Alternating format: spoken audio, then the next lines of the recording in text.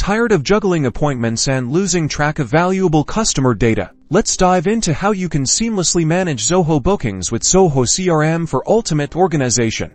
First, ensure you have both Zoho Bookings and Zoho CRM accounts. Log into your Zoho CRM account and navigate to the Setup menu. This is usually found by clicking the gear icon in the top right corner. Look for the Integration section, and under that, find Zoho Apps. Click on Zoho Apps. You'll see a list of various Zoho applications. Locate Zoho Bookings and click on it. If it's not already connected, you'll see an option to enable Zoho Bookings. Click Enable to begin the integration process. Now, the magic happens. You'll need to map fields between Zoho Bookings and Zoho CRM. This is crucial for ensuring your booking data accurately transfers to the right places in your CRM. For example, map the booking name from Zoho Bookings to the subject field in Zoho CRM. Similarly, map the customer email from Bookings to the email field in CRM. Map any other relevant fields like phone number, appointment date, and service type.